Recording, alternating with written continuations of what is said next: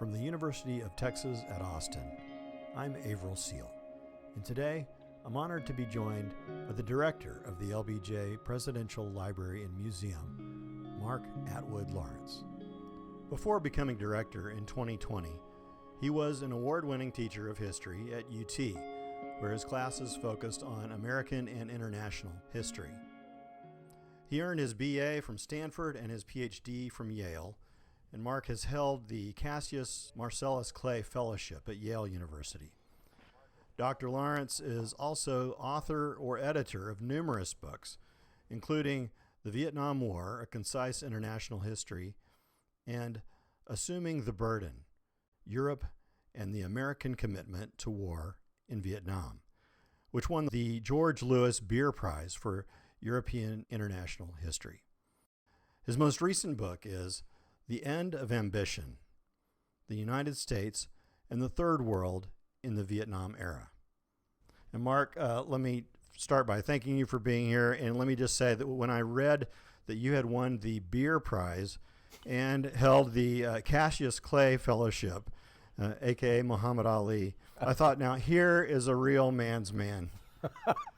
Am I right? I don't think it's the Cassius Clay that most of us know. But well, interestingly, and first of all, Averill, thank you so much for having me. When I won that wonderful fellowship, I had the same thought, and it turns out that this fellowship is named after the person we know as Muhammad Ali was named after, who was a relative of Henry Clay's in Kentucky, which of course is where the person we know as Muhammad Ali came from. Mark, first of all, can you just sort of walk us through, for people who may not know, what is the institutional relationship between the university and the library? I mean, you're a federal employee now, right? You used to be an employee at a state university, but now you're it's a .gov email at the end. That's right. So for 20 years or so, I worked as a state employee for the University of Texas, and as you pointed out, in January of 2020, I bounced over to the LBJ Library and thereby became a federal employee. So these are quite different worlds. And even though this institution sits here on the UT Austin campus, it really is quite independent of UT. Of course, there are all kinds of ways in which the two institutions are interrelated with one another. We get many of our services from UT, and we try to be as open as possible to UT faculty and students and so forth, and to invite UT folks to our events and all of that kind of thing. But really, at the end of the day, they're quite separate institutions. And in many ways, the library is an anomaly on the UT campus in the sense that it is not UT space. Everything around us is, but our building is federal space. Federal rules, federal laws apply inside this building. Am I right in the fact that this was the first presidential library on a university campus? That is correct. When this institution was opened in 1971, it was the first, as you say, to be situated on a university campus. Other presidents liked that model, and so certainly not every president since LBJ has done that by a long shot, but there are a few notable examples. Gerald Ford, for example, at the University of Michigan, Jimmy Carter at Emory University, George H.W. Bush at Texas A&M, just down the road, who followed this model. And I think the rationale was pretty straightforward. You know, if you're on a university campus, you're bound to get serious scholars, working in the reading room, and to be a particular, magnet for not just tourists, but scholars and students who will make heavy use of the archives. So you took over in January of 2020. And if memory serves, something was going on at that point, or was about to happen in that general time frame. So, what I wanted to know is, how is it going, just in general? Is visitorship back? How is the library faring? You're quite right. I think I had about 8 or 9 normal weeks right after I started in January, February of 2020. And then everything fell apart because of the pandemic. And we were shut down for a very long time, many, many months, completely, and then we've sort of phased back into something remotely like normal operations, but with tight limits on the number of museum visitors who could come to our public spaces. For a long time, we weren't able to do public events, and then we gradually got it back into that business as well.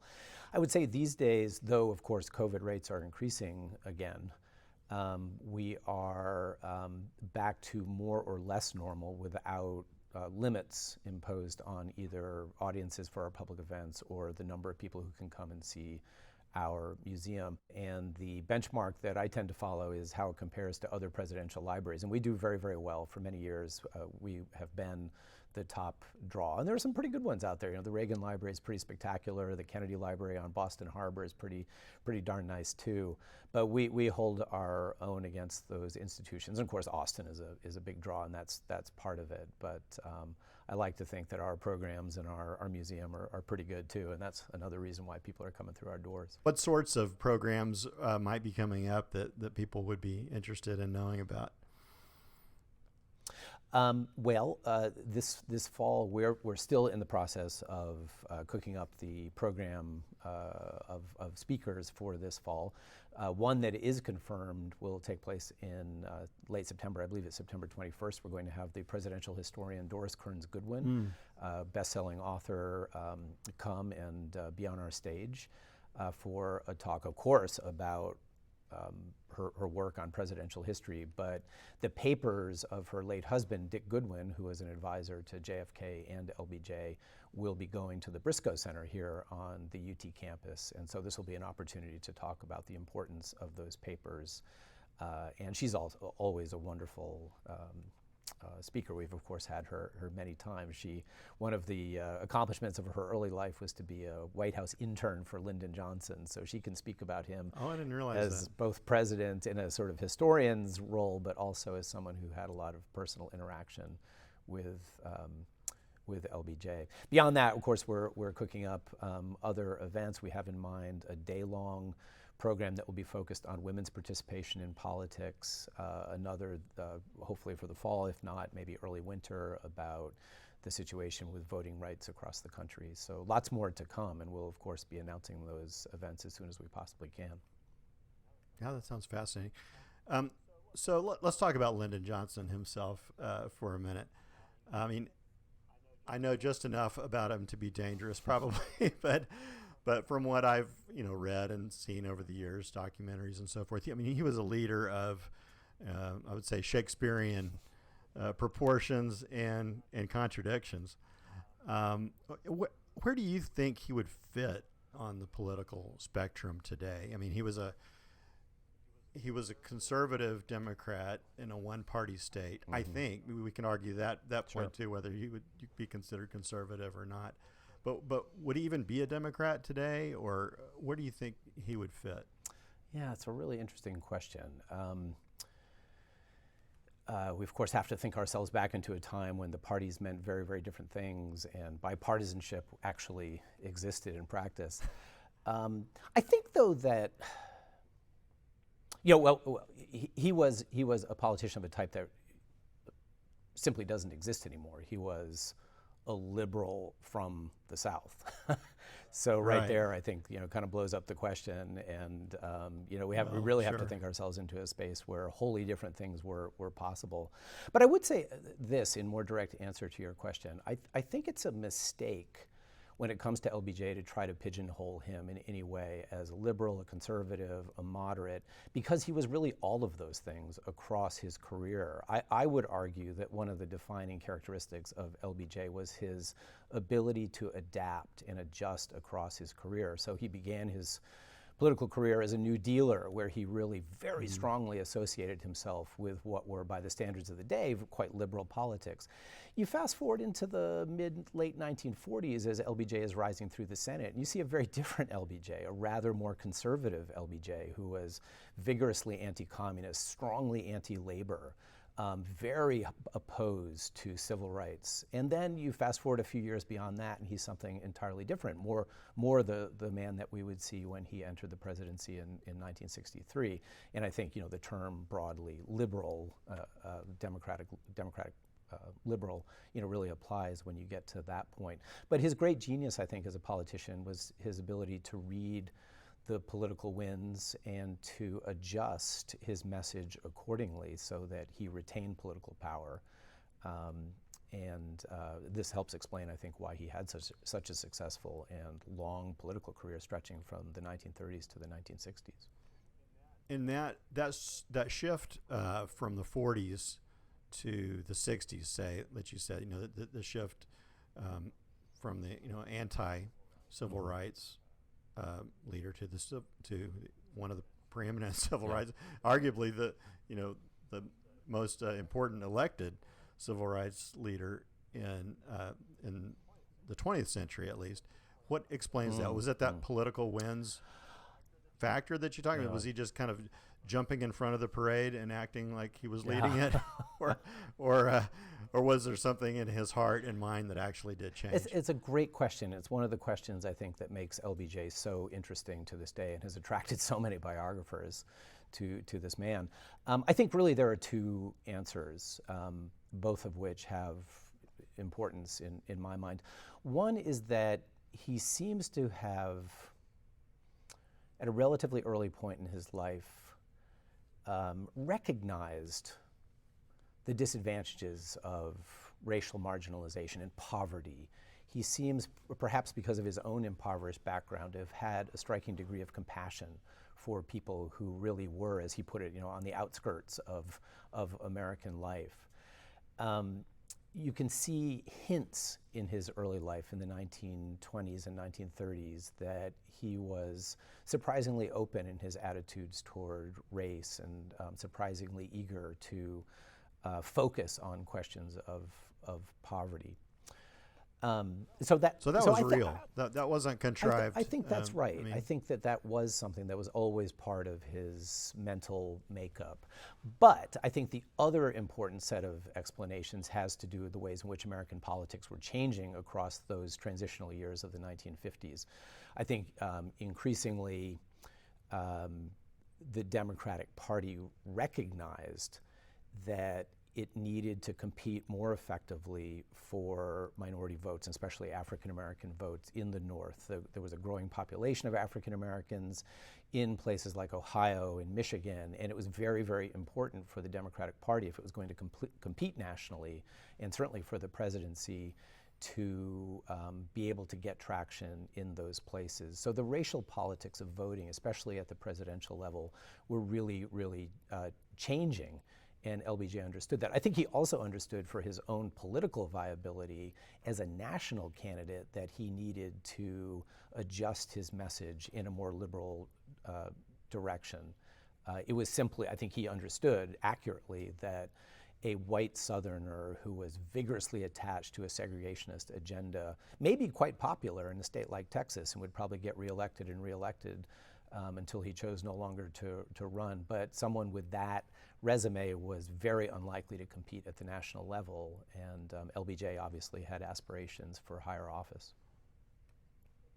And as you say, I mean, it's such a jar to a modern viewer. It's such a jarring contrast. I mean, you've got a social welfare agenda, and then this real country fried persona. I mean, you've got him, the holding the dog by the ears and showing the scar to the press corps, the surgical scar to the press corps, and hunting deer out of the convertible out at the ranch. I mean, it's culturally and politically. I mean, those two things, as you say. I mean, I guess they once existed pretty comfortably together, but now, I mean, do you have any theories about how why that is? Politically, anthropologically, anything else? There's no question LBJ had his crude, his earthy, his down-home political style, which served him very well in Texas. I think he worried, quite reasonably, that this style would hold him back as he sought higher office. And you can see, I think, in the late 1950s and certainly in the early 1960s, LBJ really struggling to refashion himself as a more serious level-headed person, who would appeal, he believed at least, to those northeastern elites and the kinds of people whom he believed would be important if he was going to be viable as a presidential candidate. And I think some of his worst speeches and his worst public appearances come when he's trying to be something that he really wasn't. And when he's president, he still has that ability to slip back, I think, into that more sort of down-home, earthy style, and that's the LBJ that not everybody loved, but I think we all recognize now as maybe not the Kennedys as the authentic LBJ. Good point. And I think that personal style made LBJ very effective in small groups, in one-on-one meetings. He really, understood how to appeal to people and how to strike an emotional chord. He wasn't always at his best when he was standing in front of larger crowds and trying to kind of embody the dignity and grandeur of the presidency. That wasn't his best milieu. I mean, as I think about it, do you think he is partly responsible for bringing this folksy persona into mainstream politics in a larger way? I mean, the ways that politicians interact with the public now, the rolled up shirt sleeves and the open collar and the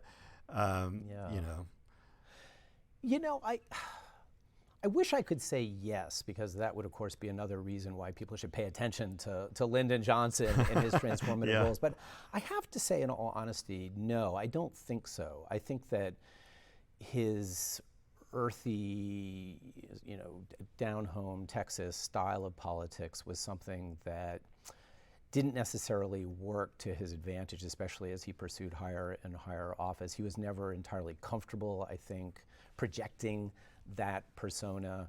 And then, you can see in 1968 and beyond, the people who competed to replace LBJ were creatures of a very different sort: Hubert Humphrey, Richard Nixon. It would only, I would say, be in that sort of post-Watergate moment of Jimmy Carter, of Ronald Reagan, that posturing as someone who was not a creature of Washington, who had kind of genuine roots in the people out in other parts of the country, really became a political asset. So LBJ was almost too early, in projecting that style. Before his time. But when you get to the deep suspicion of Washington, the kind of inside the Beltway politics that gave rise to corruption and Watergate and Vietnam and all of those kinds of things, I think that effort to project a different kind of folksier image really started to pay off. And we think of Jimmy Carter and Ronald Reagan as political opposites in some ways, but I think they had this in common, and they were really the pioneers of what has been a winning strategy ever since, going down to Donald Trump. The more personal, I think that's relatable, with the bark off, a phrase you're familiar with.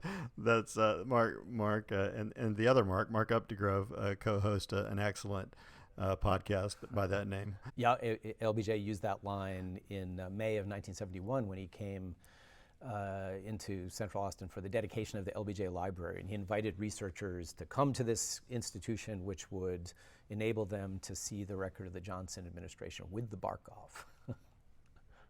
The common narrative that most of us are familiar with LBJ's legacy are these sort of twin pillars of the Great Society, the social welfare programs and civil rights programs that we talked about, and the Vietnam War, and the sort of what might have been.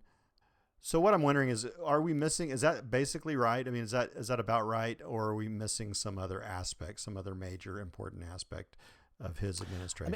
I think broadly speaking, that is right. Those are the big headlines of the Johnson presidency. Of course, a label like Great Society can obscure the fact that the Great Society encompassed an enormous array of policy issues, stretching from the relatively familiar subjects of civil rights or the war on poverty to less familiar issues like consumer protection, like the establishment of the Public Broadcasting Service and National Endowment for the Humanities, environmental initiatives, and so forth and so on. Criminal justice reform, and on one could go. So we should bear in mind that great society encompasses an awful lot, essentially everything that LBJ hoped to accomplish in the domestic arena. On the Vietnam side, I think that really was unfortunately for LBJ, the major preoccupation on the international side for President Johnson. I think he came into office really wanting to downplay foreign policy, and he understood that the United States was in a difficult confrontation with the Soviet Union, but he hoped to lower the cost of foreign policy and, even more importantly, lower the political attention that foreign policy was getting so that he could focus the attention of Congress and the American people on the domestic side. And for him, one of the many great tragedies of Vietnam was it prevented him from doing that. It became this issue that dominated every day the headlines and the discussion in Congress and increasingly public attention. Now, I think we can see in retrospect that there are other foreign policy issues that are quite interesting and important that come out of the LBJ period, above all the Middle East. I think we can see with the benefit of hindsight that LBJ, in many ways, laid down the fundamental architecture that continues to hold, arguably to this day, in connection with American interests in the Middle East. The close partnerships with Saudi Arabia, with Israel, at the time with Iran, although that one went off the rails. These close partnerships with a small number of countries that would become the pillars of American interests and purposes in the Middle East really does date from the LBJ period. So there's a lot to be said, I think, about other arenas of LBJ's foreign policy, but unquestionably Vietnam is the main story. Another question that occurred to me is, I think people would assume that, being the director of the LBJ Library, that you're a fan of LBJ, and I wonder if it's probably not that simple. I'm guessing. I mean, there's probably a more nuanced way that you look at that. I mean, where do you stand on LBJ personally? Yeah, I guess in a very broad sense, there's no question I'm a fan. I'm an admirer of many of the great accomplishments of Lyndon Johnson personally, of the Johnson presidency, above all the civil rights legislation, the attention to poverty and health care. I'm a fan of those initiatives, which I think were overdue and really mark important milestones in the development of the country, which brought real benefits to people who had not been able to benefit from the enormous prosperity that the country experienced in the years after 1945. But I do think in my role as historian, but also in my role as director of the LBJ Library, it's important to maintain a certain critical distance from this man, much as I like many, many things about him. I think that the presidential libraries have come in for some criticism over the years, correctly, as presidential temples, right, as institutions that were designed to bolster the legacy of the president in question.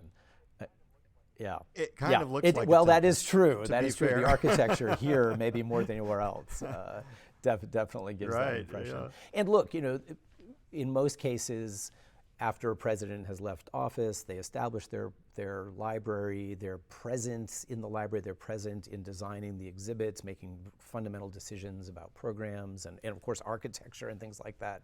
So there is certainly some justice in this claim that these institutions are shrines to the legacies of their presidents. But I do think as time passes and these institutions become a little less directly connected to the periods of time that they cover, there's a great opportunity for them to be more, shall I say, objective, dispassionate, places where people can go for an honest look at history. And I'd like to, there are a few, things in the museum that I might tweak this way or that way, but I honestly think that the LBJ Library, along with a few of the older presidential libraries, has made real strides toward being a place that prioritizes fairness and honesty and objectivity in its treatment of the president. So, Mark, I would assume that one of the reasons you were a strong candidate for this job is all of your scholarship on Vietnam. A number of books, and surely one of the leading living scholars on Vietnam. I wonder when and why you became interested in Vietnam. Yeah, there's no simple answer to that question. I think for many people who have devoted their careers to studying the war, they had a parent who was a veteran, or maybe even veterans themselves, or had some direct involvement in the country. And that was not true for me. I think that the most important thing for me by far, and maybe this is the other way in which academics tend to discover their intellectual interests, was that I had a great teacher at an early point, kind of in high school, who was very interested in American foreign policy generally, but in the history of the Vietnam War in particular. And this was in the mid-1980s, at a time when the Cold War was hot again in the kind of early Reagan years, and it seemed to me really crucial I was kind of drawn to history and politics broadly, and it just seemed to me terribly important to understand the Cold War. And Vietnam, more than anything else, seemed to be the place to look to really understand the essence of the Cold War. So it was really a teacher who kind of nudged me in this direction. It really stayed with me for many years thereafter, and many years, sort of in the late 1990s, when I was thinking of a dissertation topic, I settled back on this matter that had really drawn my attention for the first time when I was 16 or 17 years old. By that time, I had French was my best language, so there was a very practical consideration here as well. I wanted to do historical research, not just in the United States, but also overseas. This was at a time when writing about American foreign policy was increasingly a matter not just of looking at American records, but also of looking at records in other countries. And it was very appealing for me to go and spend time in French archives looking at the early phases of American involvement. And what was the Vietnam War about at its core? I mean, put us in the mind of leaders at that time. In retrospect, it just seems like a terrible idea with all that we know now. But what was the rationale? What was the fear? What were the motives for us getting into that war? I mean, I think to understand why Americans made the decisions they did in Vietnam, it's important to go back to the early phases of the Cold War, to the late 1940s even, and look at the development of a particular mindset that leaders of both parties embraced. There was a strong sense, of course, in the late 1940s that the communist world, the Soviet Union in particular, was bent on inexorable expansion. The goal was to gobble up territory after territory after territory, until at the end of that process, the United States, maybe with a few fledgling allies, would be kind of isolated and really on the ropes. So Americans embraced the idea that they had to push back against that trend that seemed so dangerous. And they embraced the idea of supporting societies that were struggling against communism with economic aid, with political aid, and if necessary, with military aid. So by the time Vietnam became a major preoccupation of American leaders in the early and mid-1960s, this mindset had been around for a long time. And sure enough, in the early 1960s, South Vietnam was very much under threat of being gobbled up by the communist bloc, or more specifically by North Vietnam and its Soviet and Chinese sponsors. So Americans responded with what was a pretty almost automatic set of policy solutions when they were confronted with a very serious risk that South Vietnam would be lost to the West. But I think there's a little bit more to it than that. And what really solidified the logic in the minds of LBJ and other people around him when the time came for the big decisions to fight or not to fight in Vietnam were the domestic political implications. So these were men who had been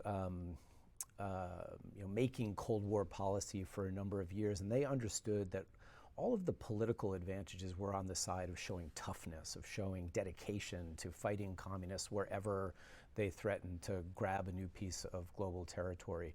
They were very frightened, I think, of the political dangers of seeming to fall short, of seeming to give in to the other side and to concede pieces of global real estate to the other side. So, one of the curious things about Lyndon Johnson's decision-making on Vietnam is that it's now clear he understood 100% what the problems were going to be in Vietnam, but I think that geostrategic logic was so firmly entrenched in his head, and the domestic political dangers of not following through on those core Cold War ideas were so fixed in his head that he almost couldn't imagine any other path, even though he knew it was going to be very difficult and might not even be possible. Right. I'm reminded, have you seen Stripes, Bill Murray, Stripes? I'm reminded, the famous speech, we're soldiers. He's at the pep talk. We're American soldiers. We've been kicking ass for 200 years. We're 10-1. Yeah. Exactly. And of course that's kind of was the logic, right? We can't not fight and win a war that we're already in. Yeah. You know what I think that's right. I think one of the things that's hard for me, at least, to get my head around as a historian of Vietnam was that LBJ was simultaneously well aware of the problems that the United States was going to confront in Vietnam, and almost blindly, instinctively confident that the United States could master those problems. And it kind of reconciling these two contradictory elements of his thinking, I think, is part of the secret of understanding why Americans made the decisions they did. I'd like to turn for a minute to your teaching career and talk a little about how you think history is taught, how it should be taught. I remember that when I was in school, I'm talking about high school essentially, maybe junior high school, but American history was taught in two chunks, right? There was from the time the Earth cooled to the Civil War, or Reconstruction sometimes, and then there was everything Civil War to the present. And I distinctly remember that we never really got to the present. I mean, things petered out right after World War II, and I don't remember ever having a history course that included events that happened in my lifetime. I don't know what your experience was in New England, but do you think do you think the history should encompass current events essentially, and two, from what you can see in public school and in K through 12 history, are we teaching the things that students need to know? Really interesting. On the first question, I really do think that history needs to come down to the present, because really, I think one of not the only, but one of the main purposes for teaching history is to create informed citizens who can connect historical knowledge to the dilemmas and concerns of the moment. And if our schools are not drawing those connections, well, either those connections are not going to get drawn at all, or they're going to get drawn in imprecise, uninteresting and unhelpful ways. I think it's really important for our teachers to be leading students, to help students make those kinds of connections. I always tried to do that in my classes, but I had the great luxury of being able to slice off some little piece of American history and dive deep in a college setting. I understand that in many schools, K through 12, that there is no such luxury, and you're required to cover very long periods of time. Where do you skimp? Where do you cut corners in order to get to the present? I don't know, because everything strikes me as important. But I would probably make the argument that if you had to skim somewhere, you do that in order to make sure we're getting to the post-45 period. And let's face it, now we have an increasingly long sort of post-2001 period as well, which is a whole era of American history that deserves a great deal of attention. I mean, let's face it, so many claims are being made these days about American history across the political spectrum that it's as important as ever to have a firm grounding in American history. And I think that quite the opposite is happening. Knowledge of civics, knowledge of American history is weaker and weaker all the time. I want to talk just a second about your latest book. And first, let me say, wow, it's incredible. It's dense, but it moves and it's crisp. And you start the book with a character named Frank Church. Can you tell us about Frank Church and why you decided to open the book with this character? Sure, and thank you for the kind words about what I have to confess is a rather dense book. But yeah, so Frank Church is a figure I've long been interested in, and I not only do I open the book with Frank Church, but I, maybe not in the last line, but I kind of wrap up with him in some ways as well, because the story that my book is trying to tell is really encapsulated by this senator from Idaho. In 1960, when John F. Kennedy was running for president, Frank Church was a youngster. He was one of the youngest members of the U.S. Senate. He was very much like JFK. He was energetic, he was dynamic, he was youthful, vigorous. And one of the issues that fascinated Frank Church, like JFK, was the socioeconomic change occurring in what we crudely call the third world. All of these new societies were, shaking off the chains of colonialism, gaining their independence and trying to assert themselves in international life. And Frank Church was very much an archetypal liberal of his day. He saw this as a great opportunity for the United States. He believed the United States, if it played its cards well, used its resources well, used its political influence well, could harness these new energies emerging in so many parts of the world to American purposes. I come to Frank Church again in a different guise in the early 1970s, where you see a gloomy, pessimistic Frank Church who believed that a decade of trying, while in other parts of the third world, radical politics had taken hold and societies had aligned themselves with China and with the Soviet Union. So all those high hopes that Church, I think, really embodied in the early 1960s came crashing down across the following decade. And Church recognized this and even called for an end to American foreign aid. So despairing was he that American resources could have any positive effect in the world. And it's that arc from that optimism of the early 60s to this very different era in the 1970s that I try to describe in the book.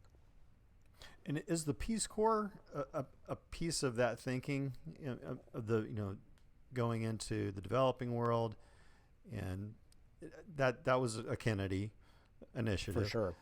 That was certainly survives to this day, and I do believe actually UT is one of the main contributors of Peace Corps volunteers, Exactly. if memory serves. Yeah. But that was part of that mindset, right? That we could Very solve much these so. problems. This was the ambition you're talking about, and the end of ambition. Exactly. I think that the Peace Corps is a great example of a Kennedy era initiative that sought to, form partnerships with emerging societies by doing nothing less than sending our ordinary folk off to work alongside people in those countries to win them over and demonstrate that the United States was itself a young and vigorous and committed nation with high purposes in mind. LBJ was always a big fan of the Peace Corps. So even as I try to argue in the book, he reoriented American policy away from these grand ambitions. The Peace Corps does kind of trickle along and gets resources, and of course, as you say, remains very much alive to this day, well into the 21st century. So I do think, as my title implies, there was this dramatic decline in the level of ambition, but certain institutions certainly survive the period that I write about. And you write about the problematic nature of the third world term, the term of the third world, the concept of it, but also the usefulness of it in describing that grouping of nations. Can you talk a little bit more about that and in the thinking about foreign policy in the terms, and also, Sure. Are there three worlds anymore? Does the second world exist? As the Warsaw Pact nations in the Soviet Union, or do we just simply have haves and have-nots anymore in the world? Thoughts? The third world is certainly a problematic term. I acknowledge, as I try to in the introduction of my book, that it implies third-rate status, I guess, to the countries that could get described that way. But I argue in the book that it's a useful term because it enables one in 2022 to enter the mindset of American leaders, and frankly Soviet or Chinese leaders probably around that time as well, to help us understand the way in which they saw the world and the challenges that were popping up all around the world. So, conventionally, the first world was the United States and its allies. The second world was the Soviet Union and its allies. Third world, as that term got used, basically applied to all of those countries that were seemingly up for grabs. They were Right. open to persuasion or perhaps coercion in order to join the first or second world. So this is why the term is so useful to me. It implies a broad category of nations that were seen as persuadable. And what I try to do in the book is to show how optimistic Americans were about winning that competition for persuasion in the early 1960s, and how by the end of the decade they had really changed their mind about that and saw the best hope as lying in forming, close military partnerships with authoritarian regimes that promise to cooperate closely with the United States. Where we are these days with terms like that is a really interesting question. I think that second world, one doesn't really hear that term anymore. That fell apart in 1989 or 1991 or something like that. During the 1990s and early 2000s, whether you liked it or not, there was a lot of conversation about this unipolar moment. There was really only one dominant force in the world, with nothing really pushing back against it. And I think what we've seen in the last, let's say, 15, 20 years now are different ideas about how the world order might be changing in ways that would bring to life new blocks of countries that might, position themselves against the United States and its closest allies. These days, with the return of great power politics, I think we see this problem or this issue really coming to the fore more clearly than it has in a very long time. I haven't quite heard, anyone using second world or third world to describe China or Russia and its cluster of allies in quite these terms, but I think it doesn't require a lot of imagination to think that we might be moving back toward some sort of international order that would position the United States and its closest allies, let's say, against China and its allies, Russia and its satellites or allies, with a certain sense that the rest of the world was in fact up for grabs. And I think on the perimeter of the Asian mainland these days, you see a number of countries that have that feel of being a little bit up for grabs, right? The United States is trying to exert influence in those places. Those countries are pushing back against Chinese dominance in a way that leaves them open, presumably at least, to American influence. And something like that is clearly happening on the Russian borderlands as well. Well, my guest today has been Mark Atwood Lawrence, who is the director of the LBJ Presidential Library and Museum. And Mark, I want to thank you so much for joining us. It's been fascinating, and good luck to you, and good luck to the library. Thank you so much, Averill. It's wonderful to be with you.